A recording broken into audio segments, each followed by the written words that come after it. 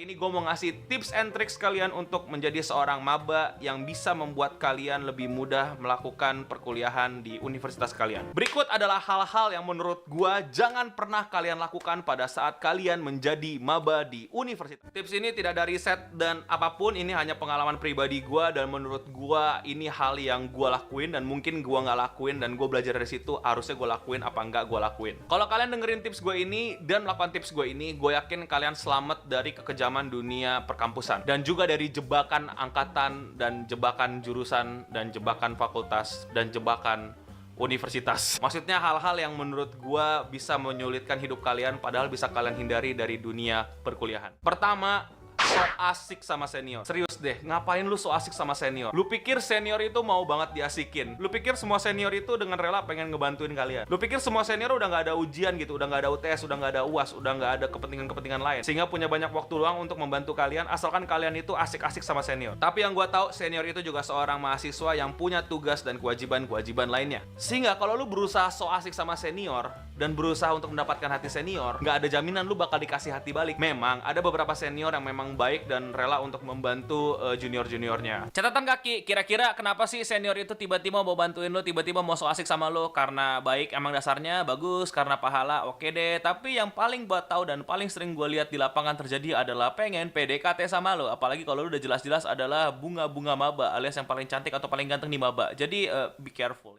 Nomor 2, berusaha menjadi yang paling asik di angkatan. Dalam artian kalian mungkin ganti personality untuk menjadi orang yang sangat cheer up, sangat suportif, sangat positif, sangat melakukan kebijakan-kebijakan, nasihat, dan apapun yang membuat kalian itu bisa menjadi spotlight. Bahkan gue menyarankan kalian untuk jangan terlalu expose personality kalian terlalu awal di tahun-tahun pertama mahasiswa. Karena kalau udah ke-expose, tahun-tahun berikutnya akan menyulitkan kalian. Jadi anak so asik misalnya, jadi anak so iye, jadi anak so ide, itu bakal menyulitkan tahun-tahun kalian berikutnya di kampus karena kalian udah terkenal menjadi seperti itu, dan kalau tiba-tiba kalian jadi pendiam, malah akan jadi lebih banyak masalah lagi. Mungkin banyak yang belum tahu kalau nanti kalian kampus itu nggak jauh beda sama sekolahan, yaitu satu angkatan, kelasnya nggak jauh-jauh beda, dosennya nggak jauh-jauh beda, kerja kelompoknya nggak jauh-jauh beda. Jadi hati-hatilah membuat perkara di angkatan kalian. 3, jangan pernah volunteer jadi ketua angkatan. Gue nggak tahu masih ada apa enggak, tapi ketika lu jadi maba dan lu dibimbing sama senior lu untuk mempelajari dunia kampus, pasti ada yang dipilih untuk menjadi ketua angkatan. Jangan lu sok-sok memberanikan diri dan terlihat leadership lu yang nomor 1 di antara mereka. Lu nggak bakal dapat poin plus, itu senior, dia nggak ngasih nilai, yang ngasih nilai itu dosen. Lagi-lagi tetap stay low, nggak perlu speak up untuk jadi ketua angkatan karena lu akan mendapatkan tanggung jawab berlebih yang menurut gua nggak perlu menjadi beban lu. Tanggung jawab tersebut adalah menjadi sasaran target marahan senior ketika ada acara kumpul-kumpul dan gak ada yang ngumpul, atau sesimpel ada acara kegiatan kampus dan angkatan lu yang paling gak bener dan gak becus. Ya kalian kan baru pada kenal, baru pada jadi angkatan gitu, susah banget buat solid ya, kompak ya, kita bersatu ya karena kita satu angkatan. Gak semua bisa sesemangat itu, gak semua bisa sepositif itu, gak semua punya tujuan yang sama ketika masuk kampus tersebut. Dan ketika ada tugas-tugas dari senior, ada kewajiban-kewajiban dari senior, ada acara-acara jurusan, itu senior gak mau tahu urusannya, yang penting dia lihat siapa ketua angkatannya. Jadi kalau ada masalah, lu yang kena, lu yang dimarahin, gak tahu dah, pokoknya lu dah yang tanggung jawab karena lu ketua angkatan. Jadi kalau lu nggak mau menerima beban seperti itu ya jangan mau jadi ketua angkatan. Gua nggak tahu di tempat lain, ketua angkatan di tempat gue itu bertahan sampai lu lulus, sampai angkatan lu bubar. Catatan kaki. Jadi maksud gue adalah lu bener-bener bakal jadi ketua angkatan selama 4 tahun kurang lebih, dan itu nggak bisa tiba-tiba ganti atau tiba-tiba lepas tanggung jawab. Segala sesuatu yang terjadi sama angkatan lu itu tanggung jawab lu. Lu ketua, namanya juga ketua.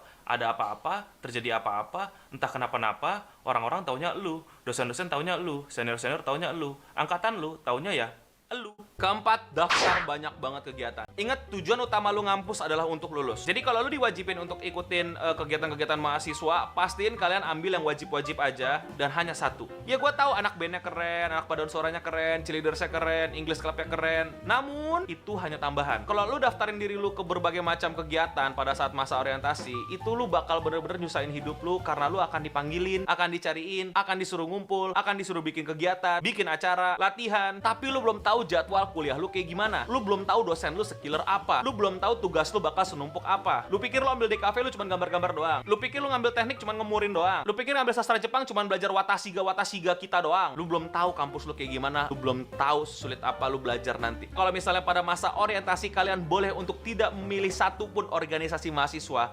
lakukan. Ambillah pada saat semester 3 atau pada saat itu bener-bener wajib untuk diikuti. Minimal kalian udah tahu 1 tahun tuh kuliah kalian kayak gimana dan kalian nggak nyesel gitu. Karena ketika tadinya kalian aktif di organisasi dan tiba-tiba kalian nggak ngumpul-ngumpul lagi, itu jadi problem, men. Lu bakal diomongin dan lu bakal dicariin. Dan reputasi lu dipertaruhkan di situ kalau lu tuh nggak bisa komitmen. Nanti lu susah cari temen. Oke, kampus itu lu nggak bisa sendirian. Lu mesti kerja kelompok, lu mesti tugas bareng dan lain-lain. Catatan kaki. Biasanya di kampus pada masa orientasi siswa itu banyak banget BO, komunitas dan lain-lain memperkenalkan dirinya dan kalian diminta untuk daftar. Sebenarnya kalau di kampus gue itu nggak wajib, tapi mungkin di beberapa kampus wajib. Intinya jangan asal masukin nama lu sama nomor HP lu ke kertas pendaftaran. Jangan so asik sama yang satu SMA sama lu. Jangan bangga kalau lu satu SMA sama dia dan lu pengen buat nongkrong sama dia dan lu cuma pengen ngumpul sama dia. Memang enak karena udah kenal, memang enak karena udah satu sekolah, memang enak karena udah tahu duluan daripada anak-anak yang lain. Tapi kalau lu tidak membaurkan diri lu sama orang-orang yang seharusnya lu berbaur, kayak misalnya angkatan lu yang dimana di situ mungkin gak ada teman SMA lu, sedangkan teman SMA lu di fakultas lain, itu akan mempersulit hidup lu. Kita nggak tahu teman kita masih mau akrab sama kita apa mau fokus kuliah, dan apalagi kalau jurusannya beda, misi kalian pun juga udah beda, cara belajar kalian pun juga udah beda. Kalau waktu SMA enak, IPS-nya sama, nggak mungkin berubah. Nggak mungkin kelas A belajar sejarah Indonesia, terus kelas B belajar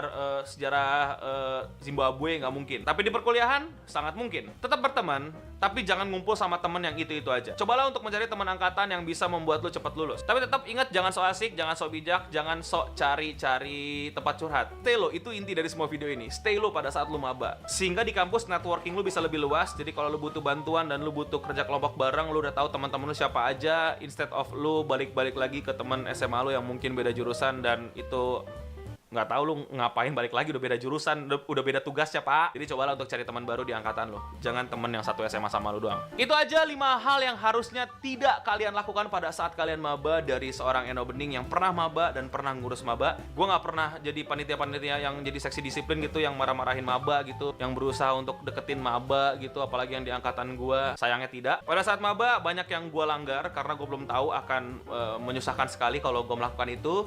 Dan setelah itu gue sadar untuk tidak melakukan itu dan gue berbagi tips ini sama kalian. Jadi gue nggak jadi maba yang perfect juga. Dan kalau kalian mau melawan tips dari gue ya terserah. Kalau kalian mau tidak stay low, kalian mau expose diri kalian, pengen so asik sama senior, pengen so asik sama angkatan, pengen jadi ketua angkatan, pengen ikut banyak organisasi, terserah. Tidak ada paksaan dalam video ini, gue hanya membagikan pengalaman gue yang menurut gue bisa dapat membantu kalian menjadi maba dan memulai batu pertama kalian di perkuliahan itu bisa lebih kuat fondasinya dan bisa cepat lulus kalau itu target utama kalian. Gue nggak tahu kalau target utama kalian ternyata ya jadi orang nomor 1 di kampus gitu, jagoan, legend, bebas. Gimana menurut kalian tips gue? Apakah kalian udah pernah jadi maba dan setuju sama gue, atau kalian nggak setuju, atau kalian punya tips-tips tambahan apa aja yang sebenarnya nggak boleh kalian lakuin ketika kalian itu lagi jadi maba? Komen di bawah. Atau kalian maba-maba yang udah nyoba tips gue dan ternyata berhasil ke video ini, dan jangan lupa komen di bawah apakah kalian benar-benar merasakan manfaat dari tips dan trik dari video gue.